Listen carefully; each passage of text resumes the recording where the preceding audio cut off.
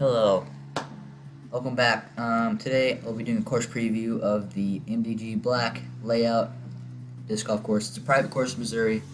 It is a par 60, 5,501 feet, and today I will be doing commentary with my dad. What's up, guys? Good to be back, Carter. Yep, today's a little windy. It starts to get windy throughout the round. All right, so Carter got sponsored by Jess Ben Discin this year, so second year playing, coming up on third year in March, but does a lot of local stuff, tournaments, leagues. He has an online shop. He doesn't have the brick and mortar yet, and I don't know what his plans are in the future, but thank you, Mr. Homan, for helping Carter out. Runs a lot of tournaments out in the area in Washington Union. If you're out there, check him out. So this is the overview of the course here, so I'll let Carter explain hole number one here.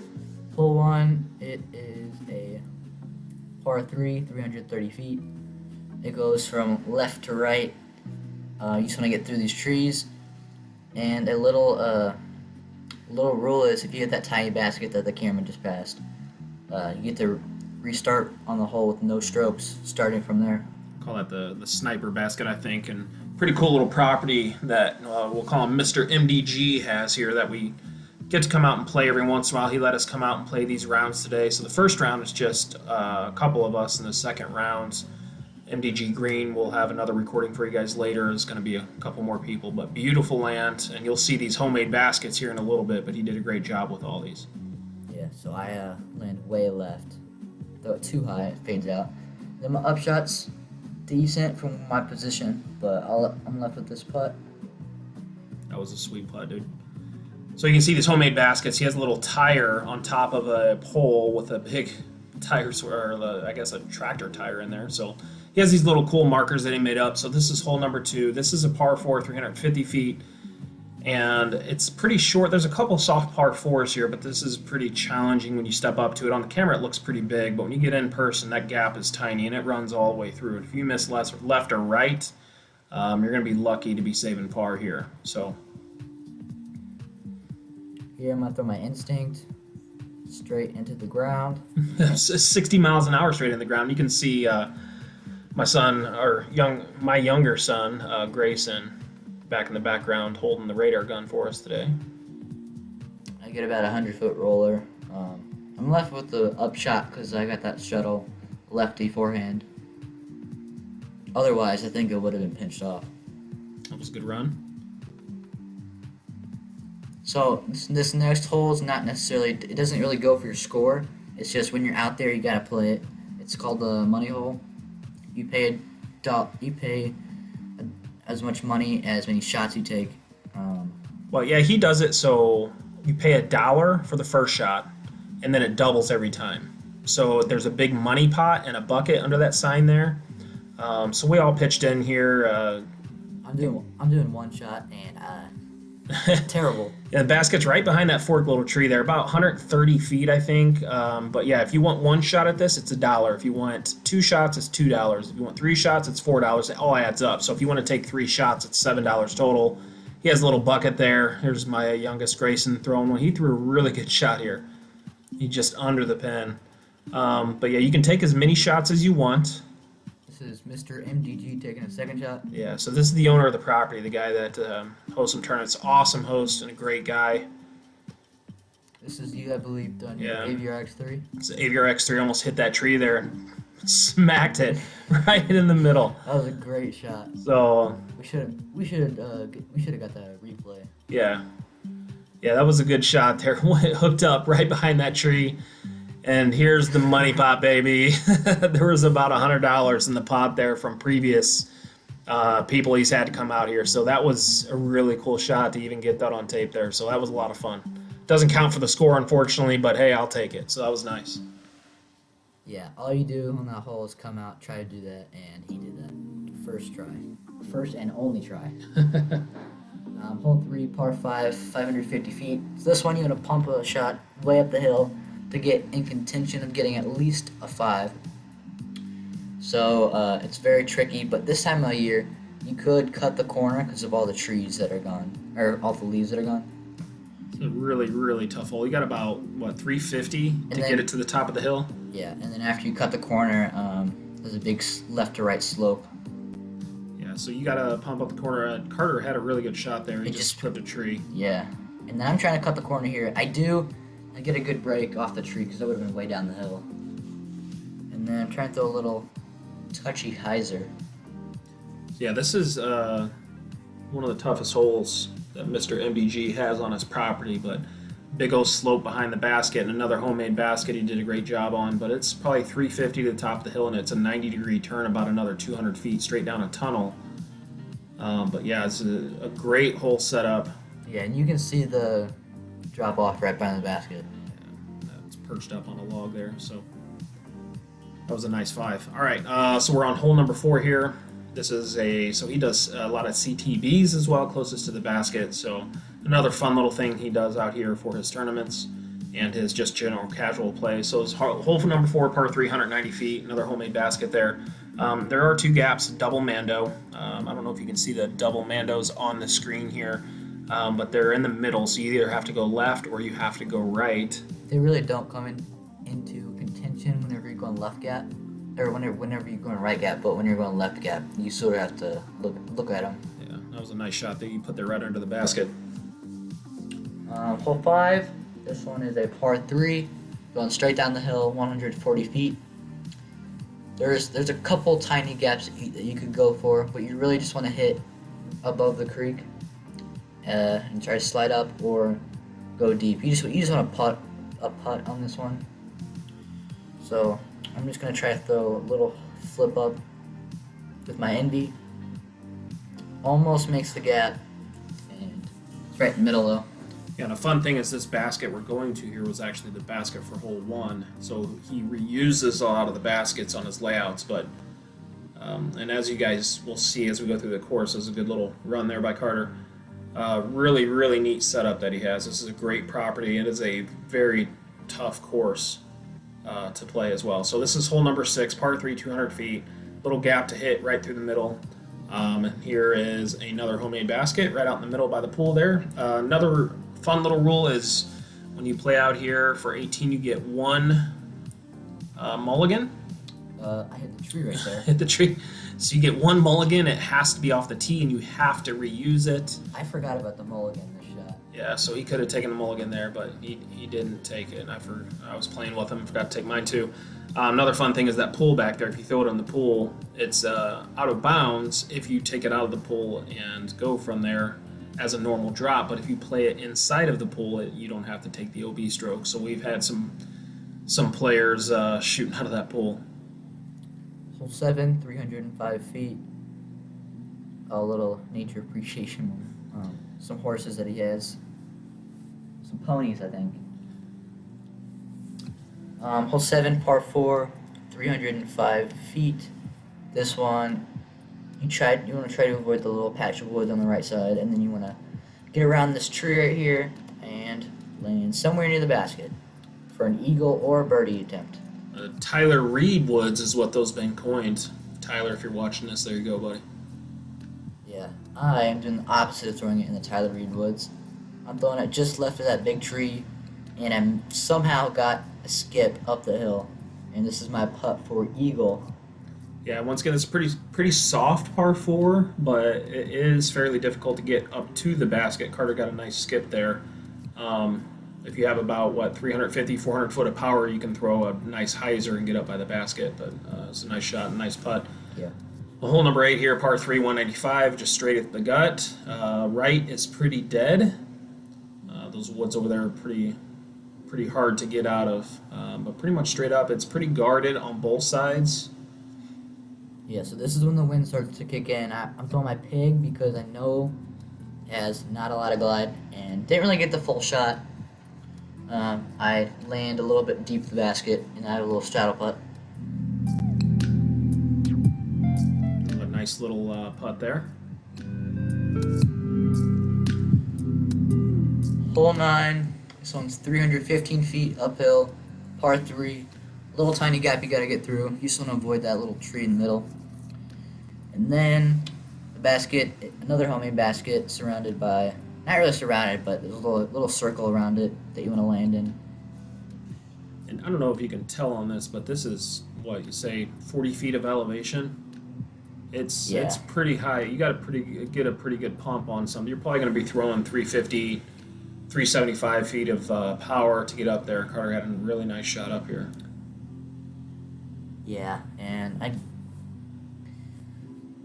little windy putt, a little right to left. This is you can see the wind's pushing the chains and everything. Yeah, it was really windy that day. A little excuse is the reason for what I'm saying. I don't think the wind had anything to do with that. Push it down for sure. And also, Mr. MDG, he has a rule: if it ends up on the tire, it counts, since those tires are pretty big. If you slide up under the tire, it does not count as an ace. Jeff Love.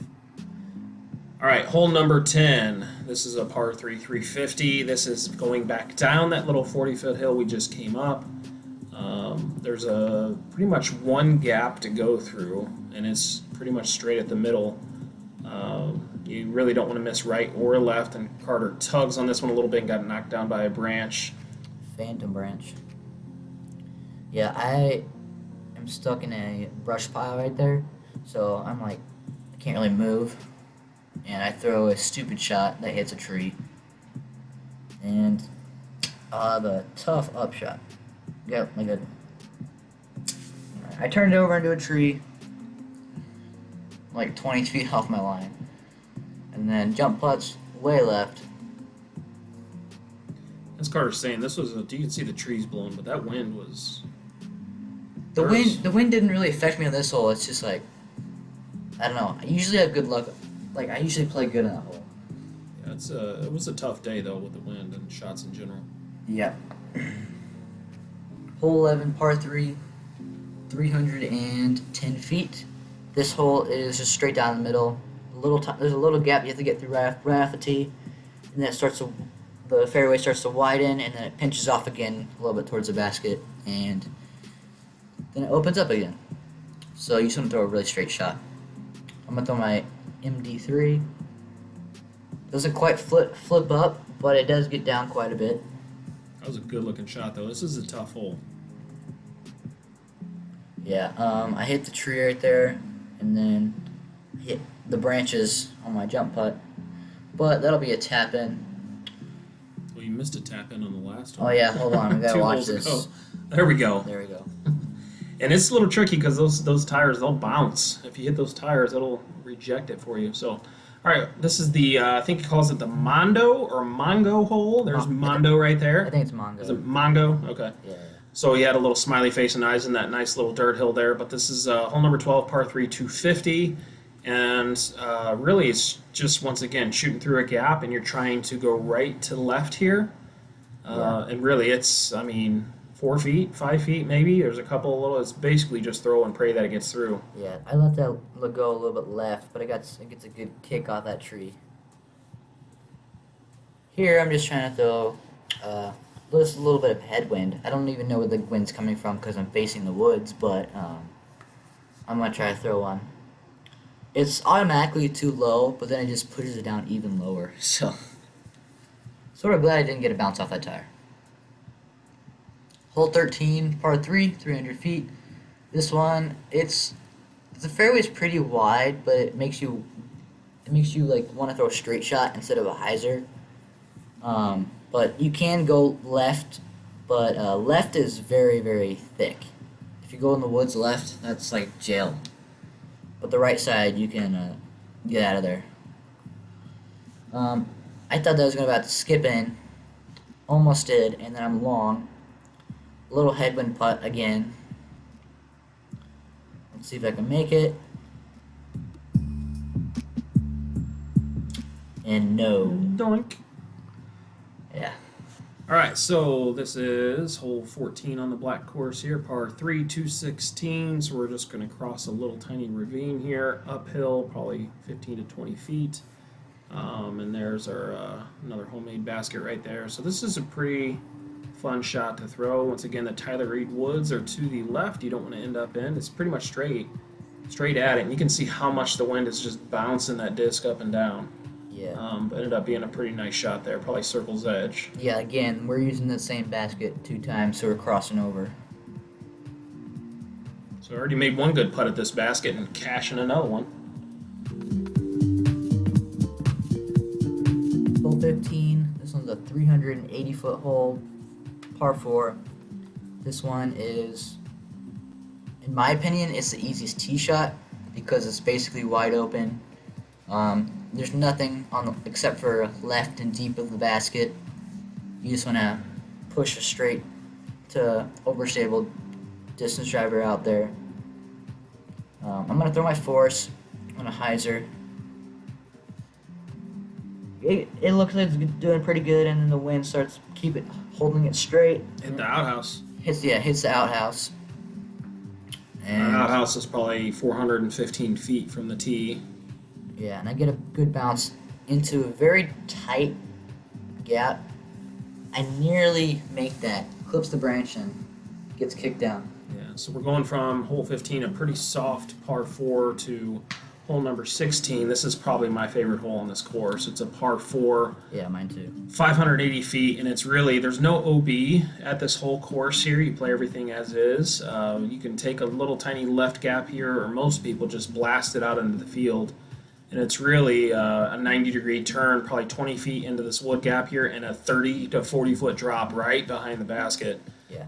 But yeah, so Carter's going to show us how it's done here. Here, I don't know why, it's the other side of the fairway, or the property, but we have a headwind again. I throw my DD3 and it turns over and then slowly comes back. I feel like I got a rip on that. Yeah, that was a really good shot. We didn't measure distances today.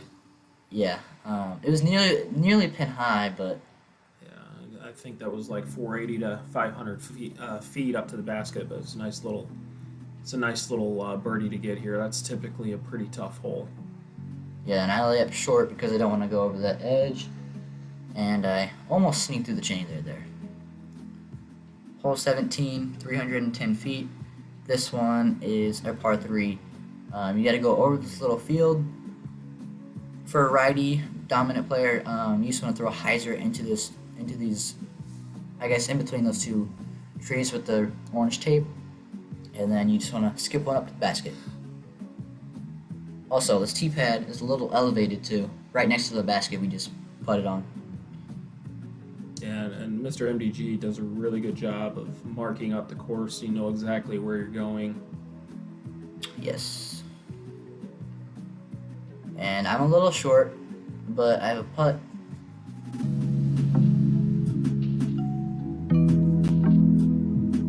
A little low. You can see I got a little bounce off the tire there.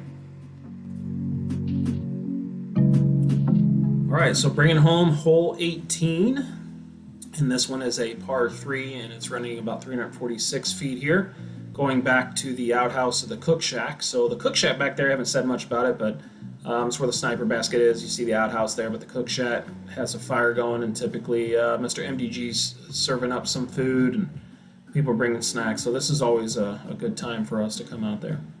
Yeah, I throw my FD3 there, just a straight shot. You can go Anheuser or hyzer, but I don't think hyzer can necessarily get all the way to the pin. And you definitely don't want to go right into the woods in this hole, because that's a definite bogey if you do. Yes. That was a nice putt over the pooper scooper holder there. Yep.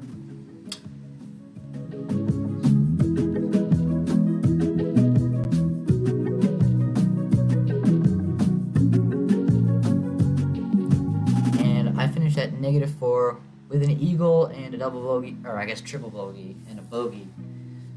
I'm not too mad about that. I just wish I could have got the bogeys out of the way. But that was the MDG black layout. Thank you to my sponsor again, Jess Ben Discin. And stay tuned, guys. So we played he has two 18-hole course layouts here at this property. The MDG green course. We played with a couple more people that you'll see flying by in the videos. But stay tuned for that one, and thanks for having me again, Carter. Yep, I regret taking that photo, and like and subscribe.